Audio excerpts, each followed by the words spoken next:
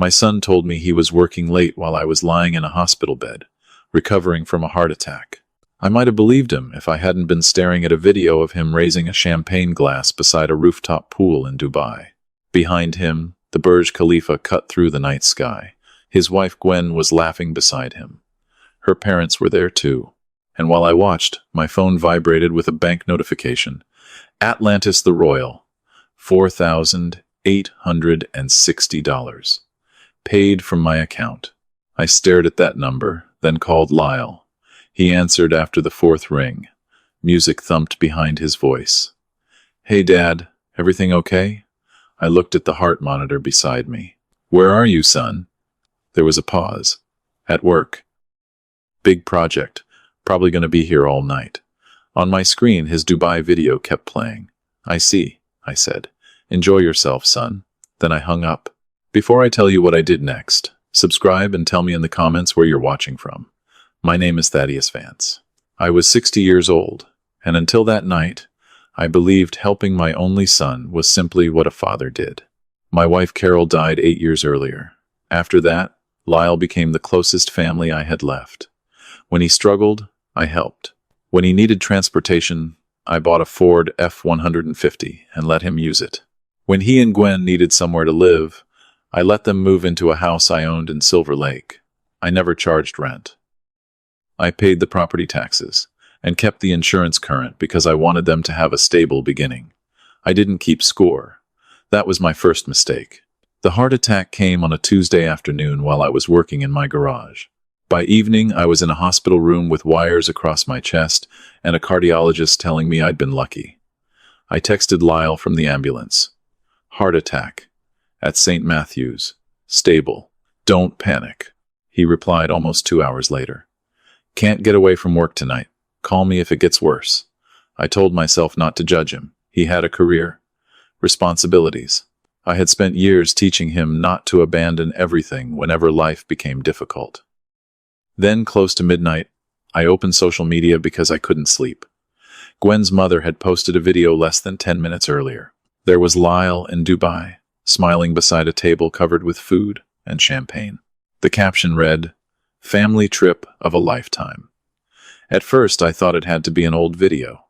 Then I noticed Lyle's watch, the one I'd given him for his 35th birthday 3 months earlier. I checked another post. Same clothes, same night, same hotel. Then the bank notification appeared. $4,860.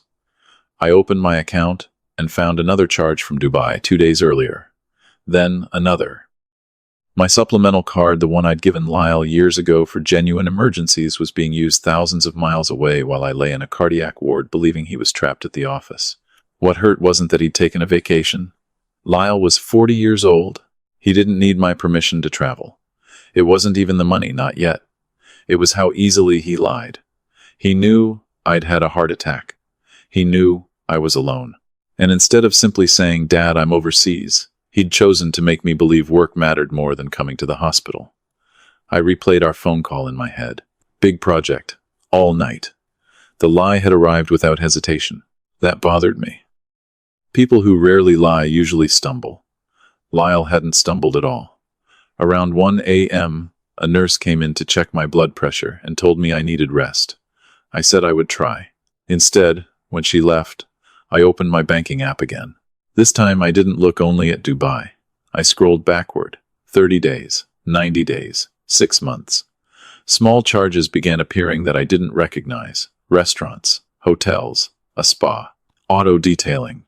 None individually large enough to frighten me. Together, they formed a pattern I had somehow never bothered to see.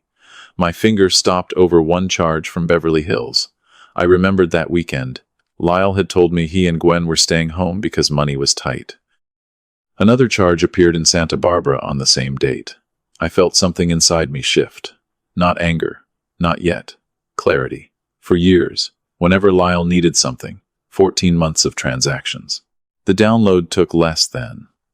By sunrise, I would discover that the $4,860 hotel charge wasn't the betrayal. It was simply the first charge I had finally noticed.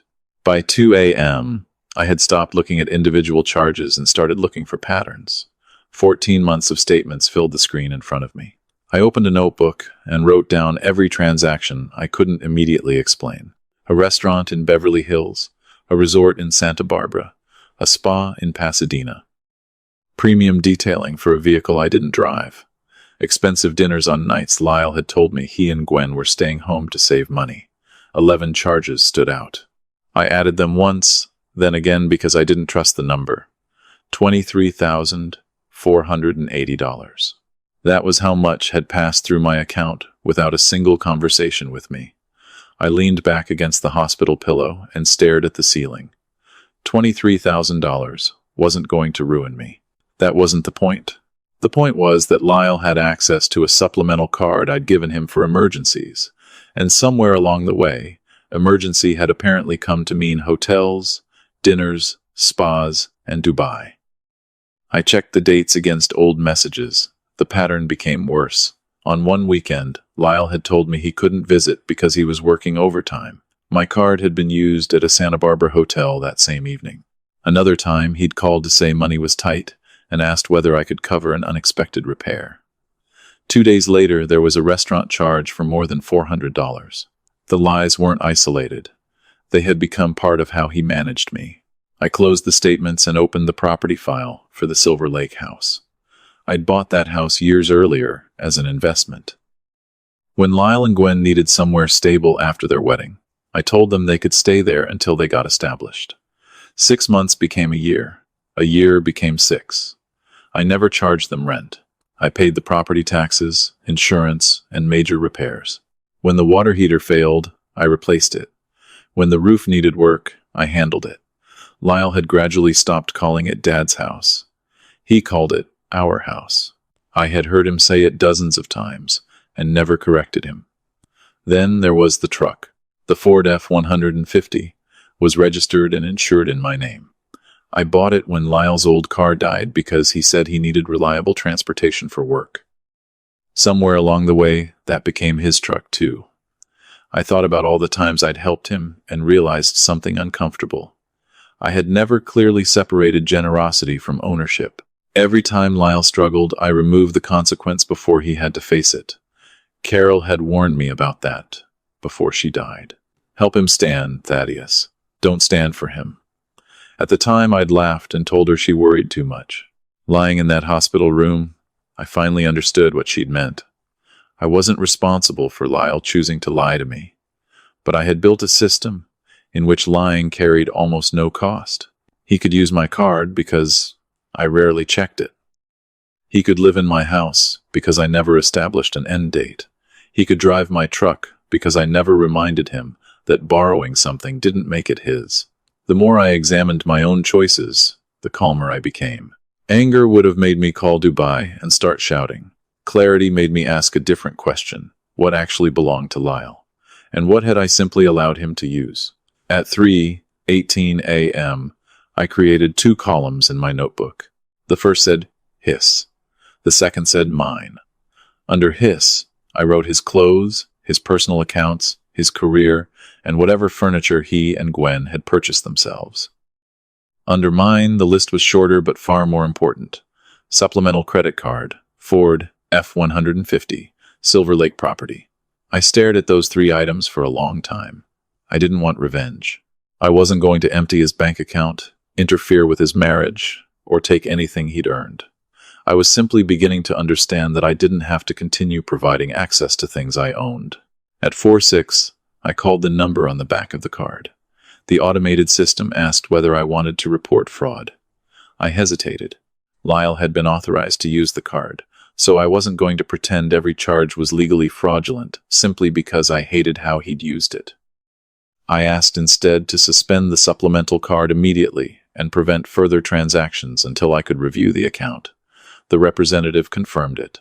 Less than 5 minutes later, the card Lyle had taken to Dubai stopped working. I imagined him discovering it at breakfast or dinner and reaching for his phone. Mine stayed silent. I didn't feel victorious. I felt tired. But for the first time in years, I had placed a boundary where there had only been permission. At 6:40 a.m., sunlight began pushing through the hospital blinds. I looked at the notebook again.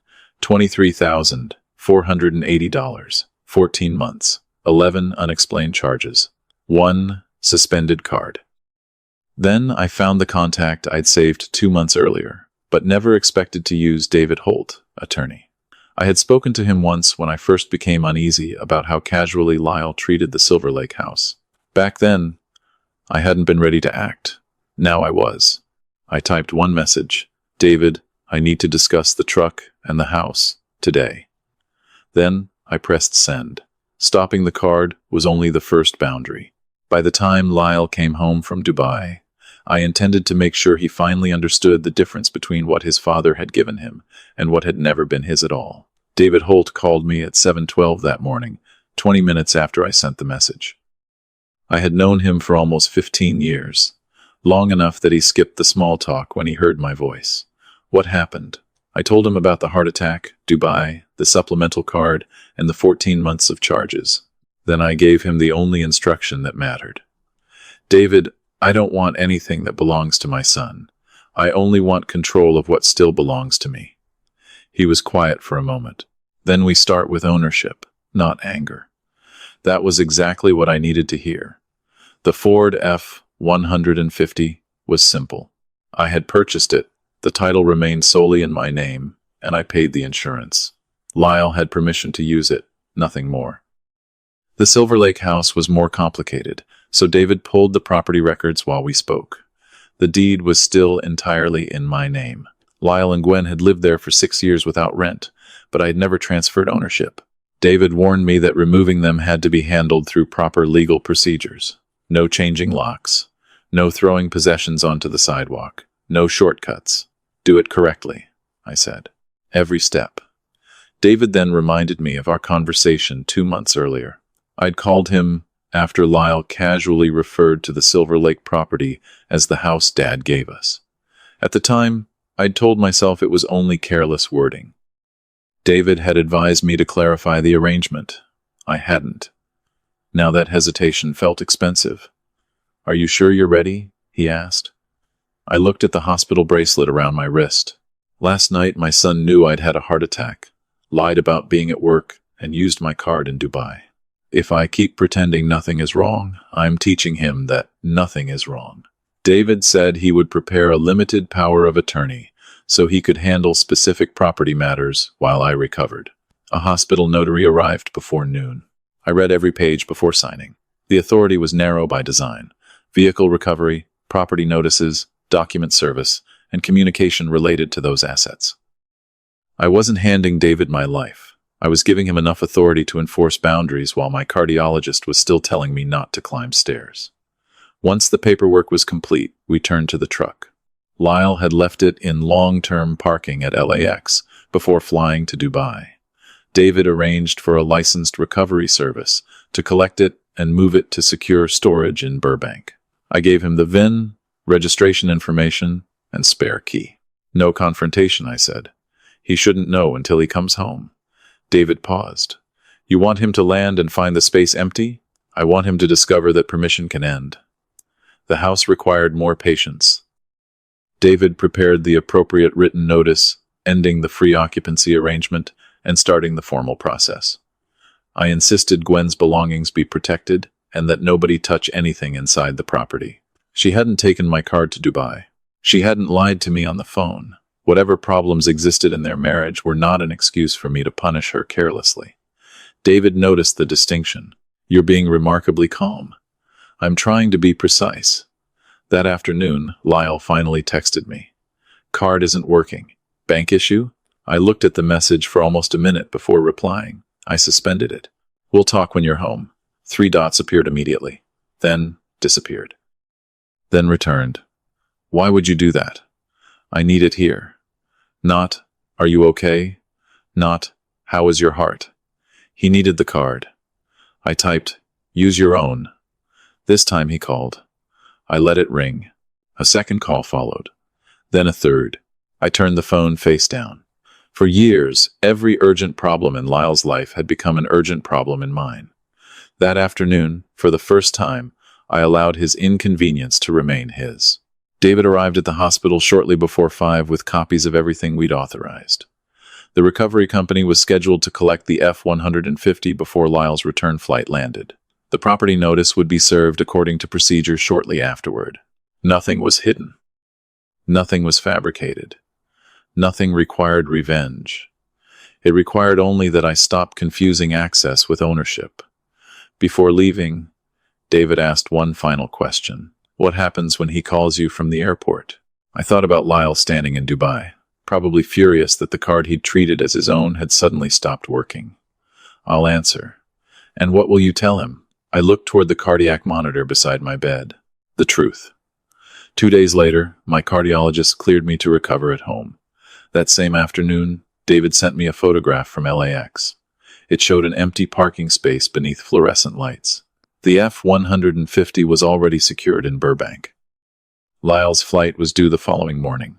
By the time he landed, the card would be dead, the truck would be gone, and the legal process concerning the Silver Lake house would already be moving.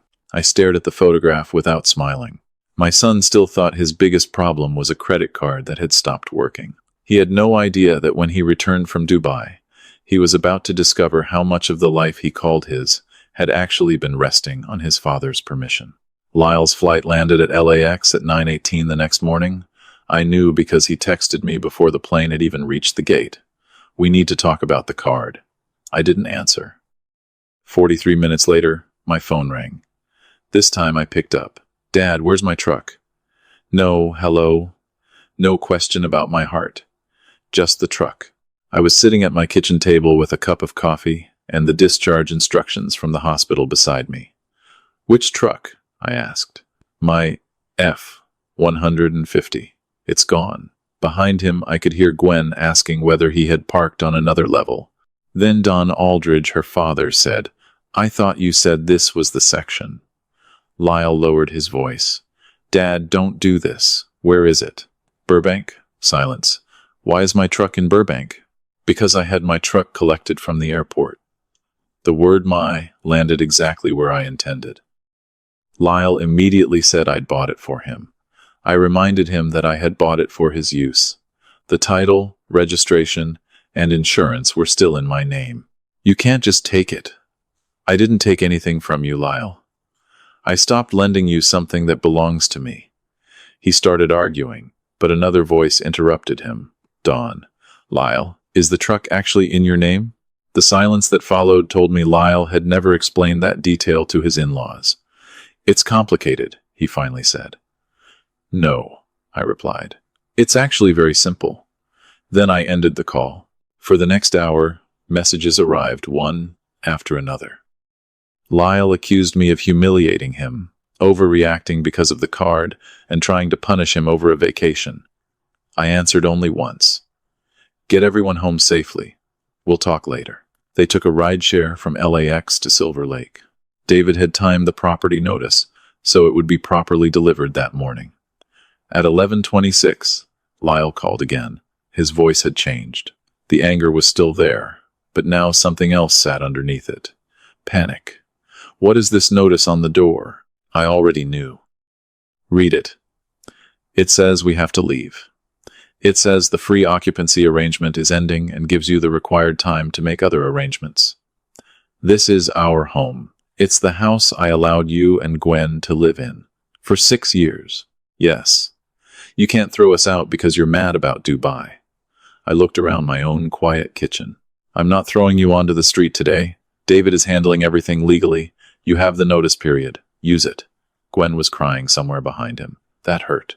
She hadn't lied to me from Dubai. She hadn't been the one using my supplemental card. But continuing to provide the house simply because ending the arrangement was uncomfortable would mean returning to the same pattern I'd finally decided to stop. Put Gwen on, I said. Lyle refused. Instead, Don came onto the line. His voice was controlled. Thaddeus, I don't want to interfere in a family dispute, but Gwen believed this house belonged to them. I closed my eyes. There it was. Another assumption I had helped create by remaining silent. The deed has always been in my name, Don. He paused. And the truck? Mine too. A longer silence followed. Did Lyle pay rent? No. Mortgage? There isn't one. Property taxes? I paid them. I heard him exhale. Then, away from the phone, but still clearly enough for me to hear, he asked Lyle, "What exactly did you tell my daughter?" Lyle grabbed the phone back. "Stop talking to him. I didn't need to say anything else." The facts were doing more damage than anger ever could. Later that afternoon, David called to confirm that the notice had been served correctly and that Lyle had contacted him demanding its withdrawal. David told him the same thing I'd said.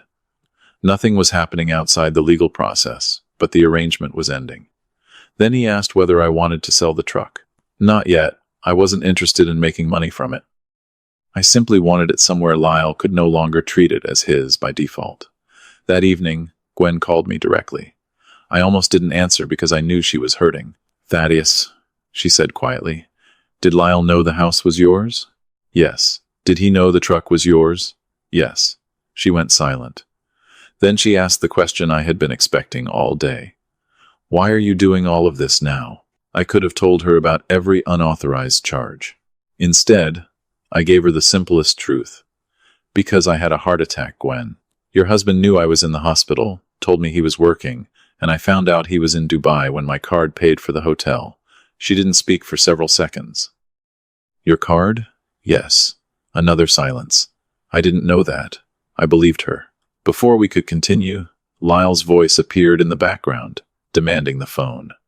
Gwen hung up. 10 minutes later, he called me furious.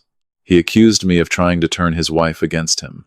"You are destroying my family over money." "No, Lyle. I'm removing my money from the story. What remains is yours to deal with." He had no answer for that. The next morning, David forwarded me a message Lyle had sent him demanding the immediate return of my vehicle and cancellation of the notice on my residence. I read those words twice. Even after the card stopped working, even after the empty parking space, even after seeing my name on the property documents, Lyle still described everything as his. That was when I understood taking back the truck and house wouldn't be enough. My son hadn't simply been living on my money. He had built an entire identity around convincing other people that my support was his success.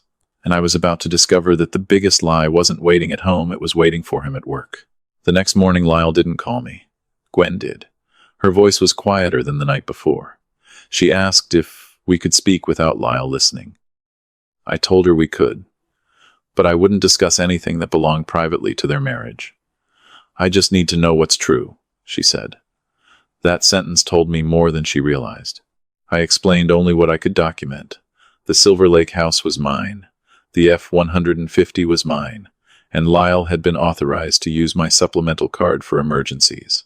I didn't tell her about all 14 months of charges yet. She asked whether Lyle had ever paid rent. No.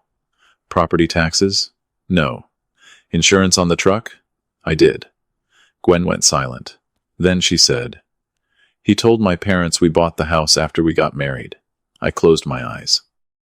Until that moment, I had assumed Lyle simply enjoyed letting people believe he was more financially independent than he really was. This was different. He had actively rewritten the story. Gwen told me her father had spent years praising Lyle for becoming a homeowner so young. Lyle never corrected him. When Dawn asked about the truck, Lyle described it as something he'd earned after a successful year at work. "Did you give it to him as a gift?" she asked. "No. I bought it because his car died and he needed transportation." I could hear her breathing change. "Then what does Lyle actually own?" It was almost the same question Dawn had asked at the airport. I refused to answer it for her. "That's something you need to ask your husband." After we hung up, I sat alone for a long time thinking about how easily generosity could become camouflage. I had wanted Lyle to look stable while he built a stable life. Instead, my support had allowed him to look successful without ever explaining who was carrying the weight underneath. Around noon, Lyle finally called. "What did you tell Gwen?" "The truth. You're making me look like a liar." "Did you tell her you owned the house?" Silence. "It's been our home for 6 years. That wasn't my question." He changed direction and accused me of humiliating him in front of Dawn and Gwen's mother. I reminded him that I hadn't told them anything until they asked. "You created the story, Lyle." I stopped protecting it. He said I'd always promised everything I had would eventually be his anyway. That sentence stopped me. Eventually, I asked, "Dad, you know what I mean?" I did. For the first time, I heard the assumption beneath years of entitlement. Because I was his father, anything I owned was merely something he was waiting to inherit. "I'm still alive, Lyle." He went quiet. "That's not what I meant. I'm recovering from a heart attack, and you're talking about my property as though ownership is just a technical delay." He tried to apologize, but even the apology became an argument about how stressed he was. I ended the call. Later, David told me Lyle had begun searching for rentals. Without the appearance of owning a Silver Lake house, his options suddenly looked different. He and Gwen could afford somewhere to live, but not the lifestyle they'd been presenting to everyone. That distinction mattered. I wasn't making my son homeless. I was making him live within the resources that were actually his. Don called me that evening. He sounded embarrassed. "I owe you an apology." I told him he didn't. He had believed what his son-in-law told him. Don admitted he'd spent years comparing Lyle favorably to other young men because he thought Lyle had bought a house, purchased an expensive truck, and built financial security without help. I even told Gwen how lucky she was to marry a provider. The word sat heavily between us. Then Don asked whether the Dubai trip had really been charged to my account. "Part of it. Does Gwen know?" "Not everything." I asked him not to attack Lyle or turn the situation into a public humiliation. If Gwen needed answers, she deserved to get them without 4 people shouting around her. Don agreed. Before hanging up, however, he said something I knew Lyle would feel more deeply than anything I could say. "I don't care whether a man is rich, Thaddeus. I care whether he's honest about what he has." That night, Gwen and Lyle argued behind the closed door of the Silver Lake house. I wasn't there, and I didn't need to be. The next morning, Gwen sent me only one message. I asked him what he actually owns. He couldn't answer me. I read it once and put the phone down. This wasn't satisfaction. Watching your child lose credibility is not satisfying when you remember teaching him to ride a bicycle and staying awake beside him when he had a fever. But I also knew rescuing Lyle now would teach him the same lesson I'd taught him for years, that if consequences became painful enough, Dad would make them disappear. So I did nothing. 2 days later, I was sitting at my kitchen table when an email from David arrived, containing the complete card history I'd requested. Attached were the 11 charges I'd already identified, along with dates and locations. One detail caught my attention. Several transactions occurred on weekdays, when Lyle had specifically told me he was working late. Dubai hadn't only exposed what he was telling me. It made me wonder what he had been telling the people at Meridian. I opened my contacts and found the name of Marcus Webb, Lyle's supervisor, whom I'd met twice at company events. I didn't call him, not yet. Instead, I looked at a vase of flowers a neighbor had brought after my hospital stay, and an idea came to me, one that required no accusation from me at all. If Lyle had told different lies to his father and his employer, I didn't need to expose him. I only needed to let those 2 stories meet in the same room. I didn't call Marcus Webb. If I phoned Lyle's supervisor and accused my son of lying, Lyle could tell everyone I was an angry father trying to destroy his career. So I chose something simpler. The next morning I called a florist near Meridian's office and ordered a large arrangement of white lilies. The card contained only 3 sentences. "Lyle, I hope Dubai was wonderful. I'm home now and recovering well from the heart attack. Love, Dad." No accusation. No mention of the credit card. Just facts. The flowers arrived shortly before noon. I knew nothing about what happened next until Marcus called me at 1:37 p.m. "Mr. Vance, this is Marcus Webb from Meridian. Is this a bad time?" I told him it wasn't. He hesitated before asking whether I had recently suffered a heart attack. "Tuesday." Another pause. "And Lyle was in Dubai?" "You'll have to ask Lyle about his travel." Marcus thanked me and ended the call. I didn't ask why he wanted to know. I already suspected. An hour later, Gwen called. "What did you send to his office?" I repeated the message exactly. She sighed. "Thaddeus, Lyle told Meridian he needed emergency leave because of a family crisis." I said nothing. The shape of the lie was finally complete. Lyle had told me he couldn't visit the hospital because he was working on a major project. He had told his employer he couldn't work because of a family emergency. Meanwhile, he was drinking champagne in Dubai. Each story protected him from the other, until the flowers arrived. "Did you know?" I asked. Gwen admitted she knew Lyle had taken leave, but said she believed his manager knew they were traveling. She sounded exhausted rather than defensive. Everything I ask him now has another version attached to it. I understood exactly what she meant. Shortly after 3, Lyle called. "You sent flowers to my office?" "Yes." "Why?" "I thought you'd appreciate them." "You knew what you were doing." "I wrote that I hoped you enjoyed Dubai, and that I was recovering." "Which part wasn't true?" He lowered his voice. "Marcus saw the card. Half the department saw it. Then they know I survived." "This isn't funny, Dad." I wasn't laughing. He accused me of deliberately embarrassing him. I asked one question. "What did you tell your employer when you went to Dubai?" Silence. Then he said it was complicated. That word again. The truck had been complicated. The house had been complicated. Now his leave was complicated too. "Did you tell Meridian you were caring for me?" I asked. "I said there was a family emergency." "There was. I was having a heart attack." "You were thousands of miles away."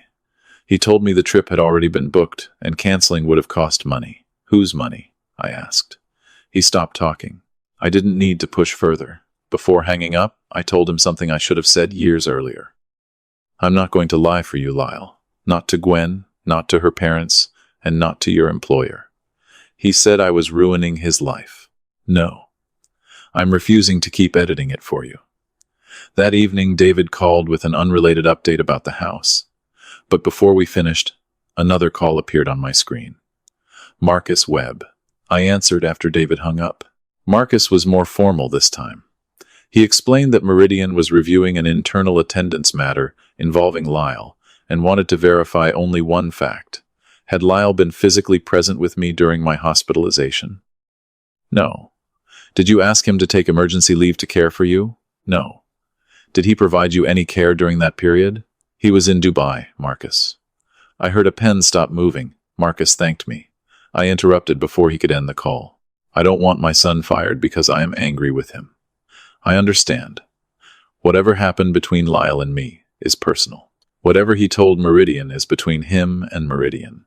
Marcus said that was exactly how the company would handle it. Afterward, I sat in the dark thinking about how strange the whole situation had become. A week earlier, I had been worried about surviving a heart attack.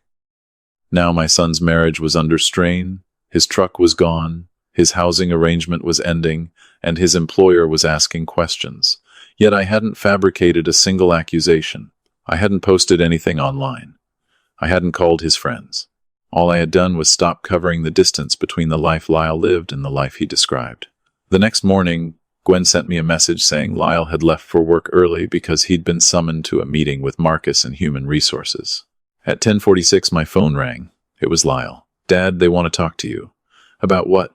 "Dubai. The leave. Everything." His voice sounded smaller than I'd ever heard it. "Please just tell them it was a misunderstanding." There it was, the old pattern. A consequence had arrived, and he expected me to remove it. I looked at Carol's photograph on the shelf across from me and remembered her words. "Help him stand. Don't stand for him." "I'll tell them the truth," I said. Lyle went silent. "Dad, please." "The truth, Lyle. Nothing more." After we hung up, an email arrived from Meridian requesting a meeting the following morning. I accepted. The flowers had done exactly what I intended. They hadn't accused my son of anything. They had simply put his 2 stories in the same room. Tomorrow, I would walk into that room too. At 9:04 the next morning, I walked into Meridian carrying a thin folder and nothing else. Lyle was already inside the conference room with Marcus Webb and Janet Howe from Human Resources. The moment he saw me, he looked relieved. That hurt more than anger would have. He still believed I had come to rescue him. Marcus offered me a chair. I sat across from my son and placed the folder on the table. Janet explained that Meridian was reviewing Lyle's emergency leave because information had surfaced, suggesting he had traveled internationally during the same period. She asked me one question. "Mr. Vance, did your son take leave because he was caring for you after your heart attack?" "No." Lyle shifted in his chair. Janet asked whether he had been with me at the hospital. "No." "Did you ask him to stay away because your condition wasn't serious?" No. I told him I'd had a heart attack and where I was being treated. Marcus looked at Lyle. You told us your father needed you. Lyle immediately said there had been a misunderstanding. He claimed he'd already planned the Dubai trip and panicked when my medical emergency happened. I didn't know what to tell anyone. I listened without interrupting. Then Marcus asked whether Meridian had sent Lyle to Dubai for business. No, he answered. I opened the folder. Then I think this may clarify one part. I slid a copy of the bank statement across the table. The Dubai hotel charge was highlighted. Janet looked at it, then at me. This is your account? Yes. Was Lyle authorized to use the card? He had a supplemental card for emergencies. I made sure my next sentence was precise. I'm not here to characterize the charge for Meridian. I'm showing you why I knew where he was after he told me he was at work. Lyle's face reddened. Dad, what does the card have to do with my job? Nothing, unless you made it part of the story. Marcus asked what Lyle had told me during the trip. I answered exactly. I'm at work, Dad. I'm handling a project. Nobody spoke for several seconds. Lyle looked at me as if I'd betrayed him. You could have handled this privately. I tried handling things privately for years. Janet stopped us before the meeting became a family argument. She said Meridian wasn't interested in the house, the truck, or our financial dispute. Their concern was whether Lyle had misrepresented the reason for his leave and whether company policy had been violated. I nodded. Then those are the only questions I should answer. That seemed to surprise Lyle. I wasn't asking Marcus to fire him. I wasn't presenting 14 months of transactions or telling stories designed to humiliate him. When Janet asked whether I wanted to make a formal complaint against my son, I said no. I'm his father, not his employer. Whatever consequences belong to Meridian should be based on your records, not my anger. Marcus closed the folder. He thanked me and asked if I could wait outside while they continued with Lyle. I stood. Lyle suddenly said, Dad. I stopped at the door. His voice had lost its confidence. Can you tell them I made a mistake? I looked at him. You can tell them that yourself. I waited in the lobby for almost 40 minutes. When Lyle finally emerged, he didn't look at me. Marcus later explained only what Meridian was permitted to share. Lyle would remain employed, but he had received a formal warning and would be placed on a performance improvement plan. There would be no dramatic firing, no security escort, no public spectacle, just consequences recorded where excuses couldn't erase them. Outside the building, Lyle caught up with me. Was this what you wanted? I turned around. What do you think I wanted? To embarrass me, take the truck, take the house, make Gwen think I'm a fraud. Now this. I didn't take your truck or your house. He looked away. I continued, quieter. And I didn't tell Meridian you were caring for me while you were in Dubai. You did that.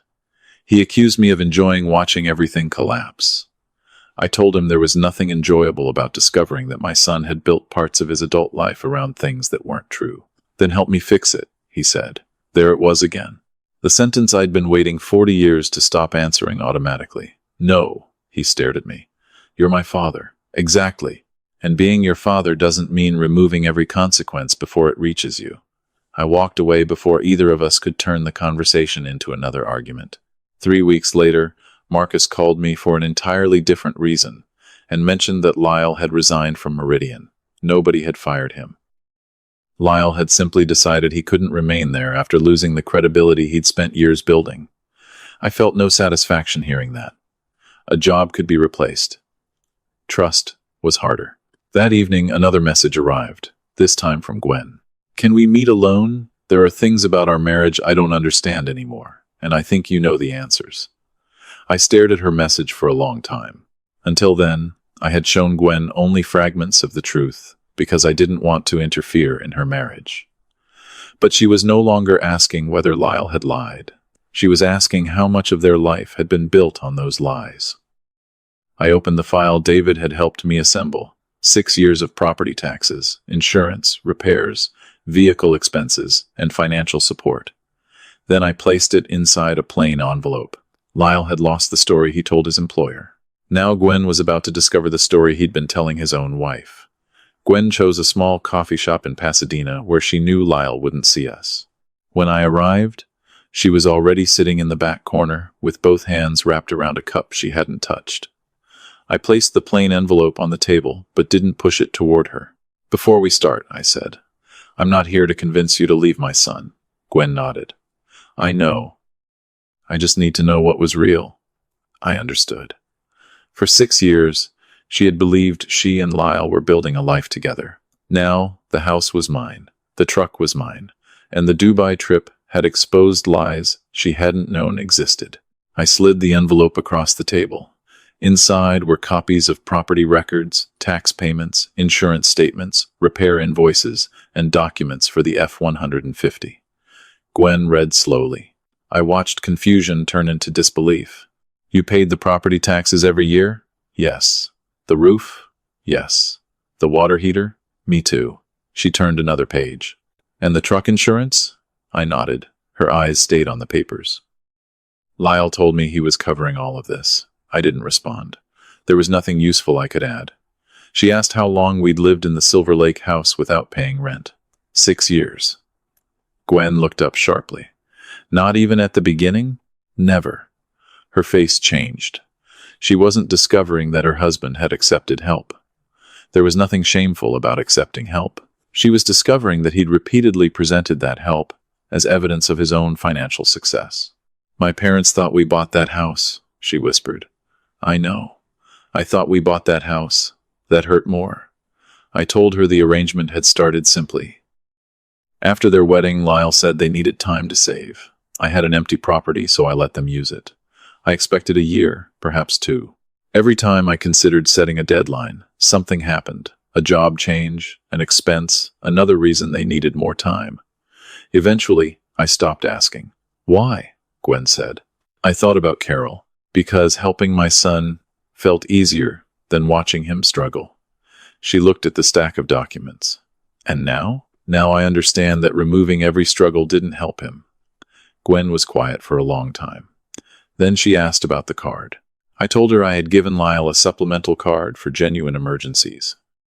I didn't accuse him of stealing every dollar he'd ever spent. I simply showed her the 14-month summary and the 11 charges. I couldn't reconcile with anything he'd told me. Her eyes stopped at $23,480. Then she found Dubai. He told me he'd saved for that trip. I felt my anger return, but I kept it out of my voice. "Then you need to ask him where those savings went." Gwen covered her mouth. "Did you know he told me you were difficult with money?" That almost made me laugh. Apparently, whenever I questioned an expense, Lyle had explained it to Gwen as his aging father becoming controlling. It was an effective story, because I had rarely defended myself. Gwen looked embarrassed. I told her not to be. "You believed your husband. A marriage should allow that." Her eyes filled with tears. "How much of our life did you pay for?" I could have calculated a number. I chose not to.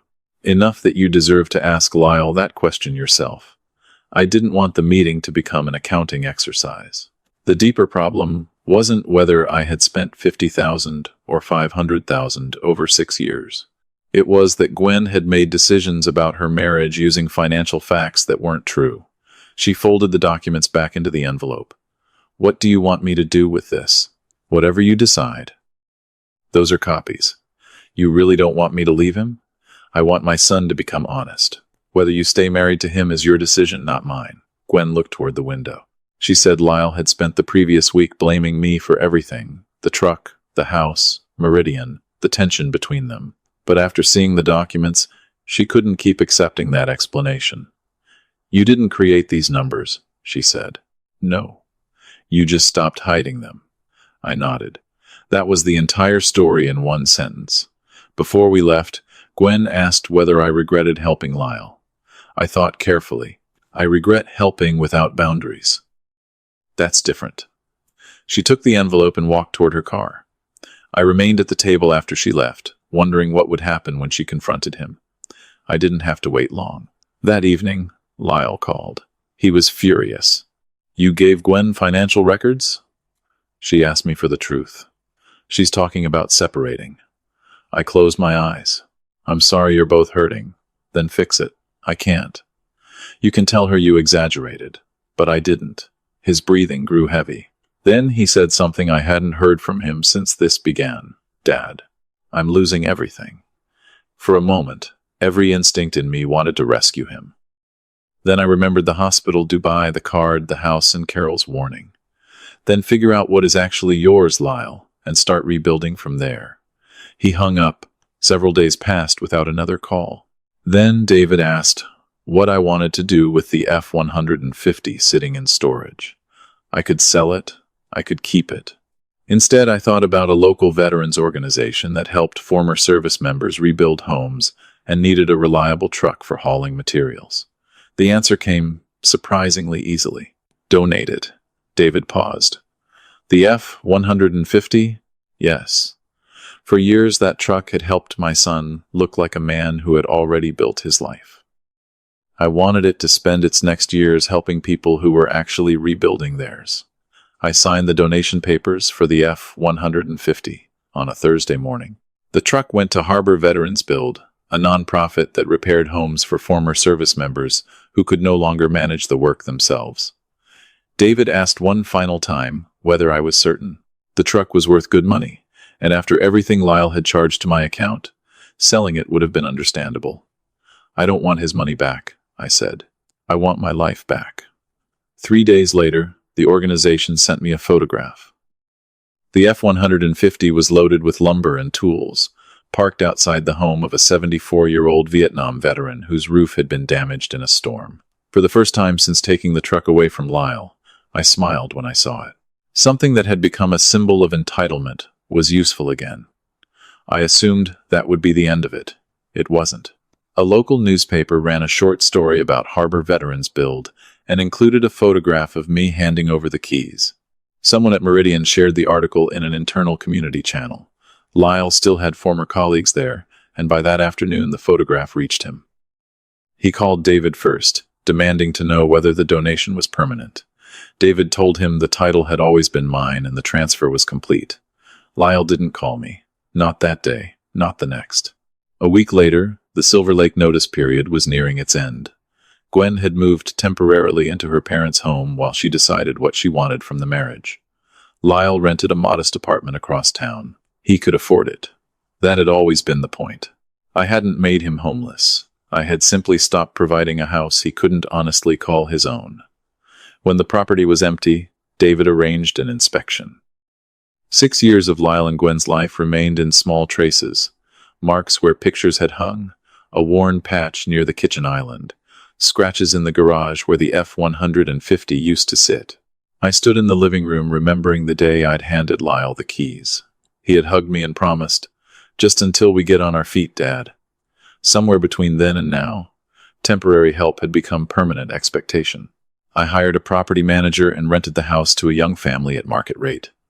I didn't tell Lyle. There was no reason to. But several weeks later he drove past and saw children's bicycles near the front steps and another man's car in the driveway. That evening he finally called. "Someone's living in the house." "Yes." "You rented it?"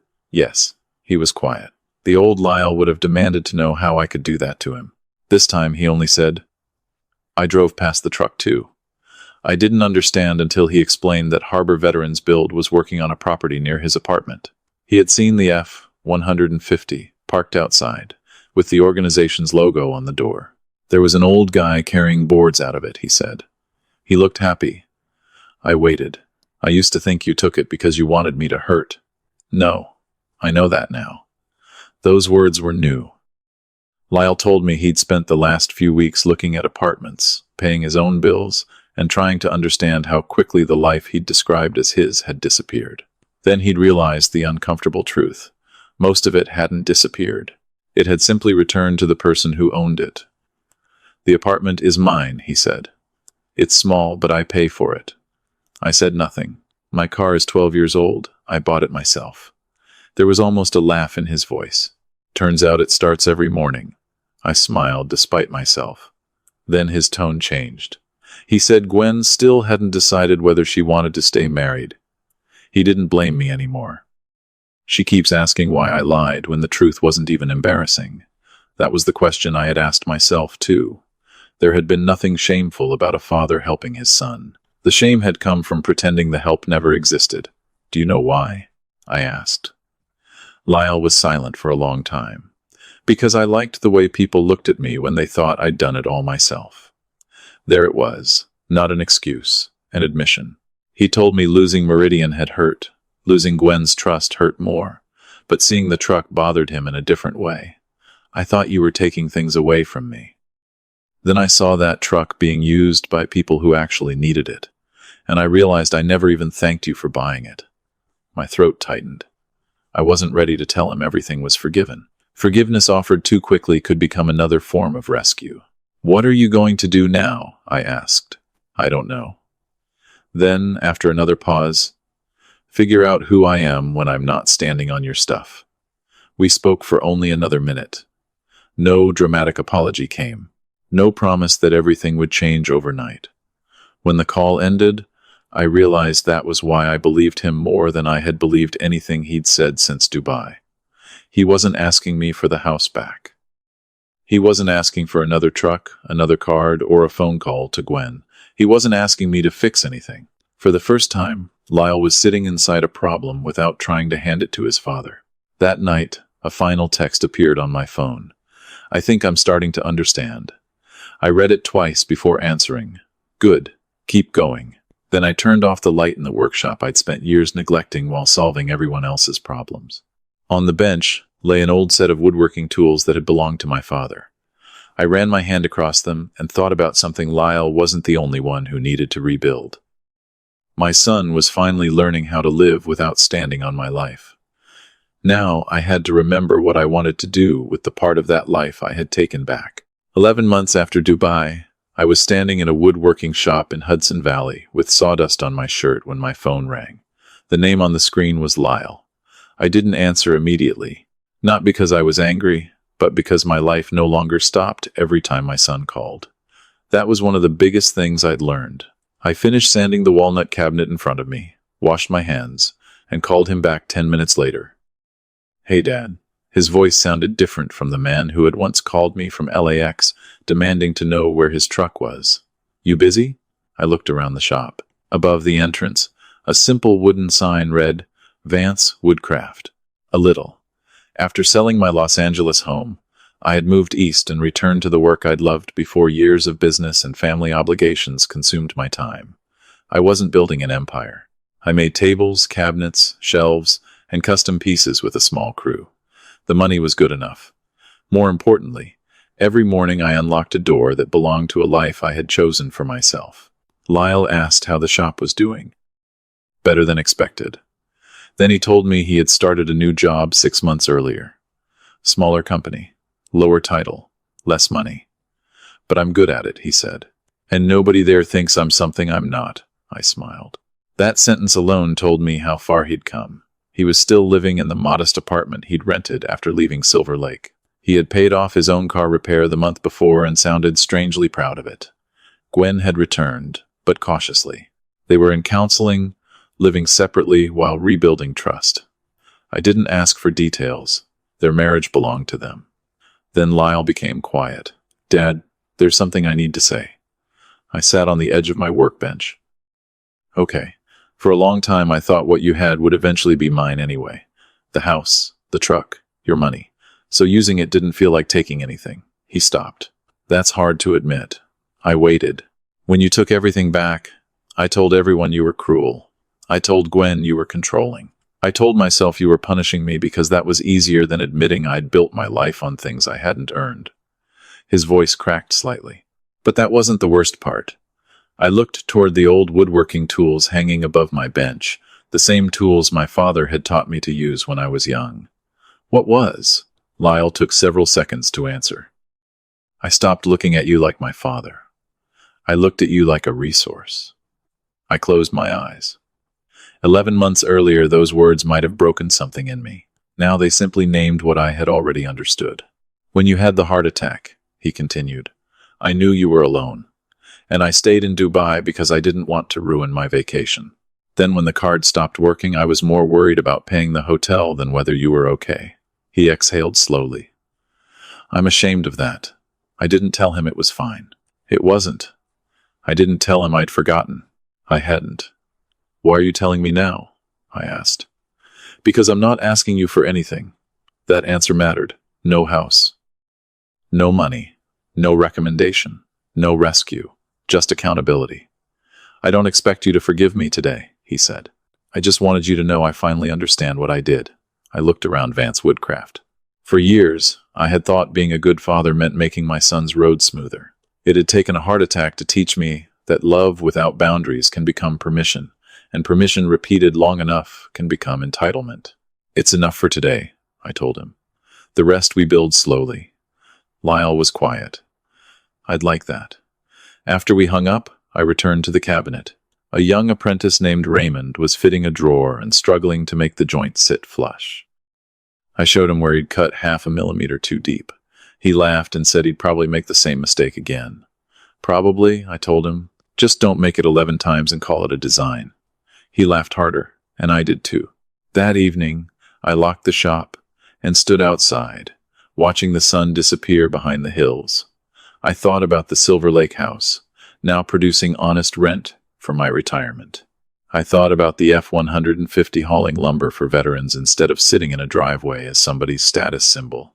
I thought about the $23,480 that once felt like proof my son had betrayed me. In the end, the money had been the least important thing I recovered. I recovered my boundaries, my work, my time, my name.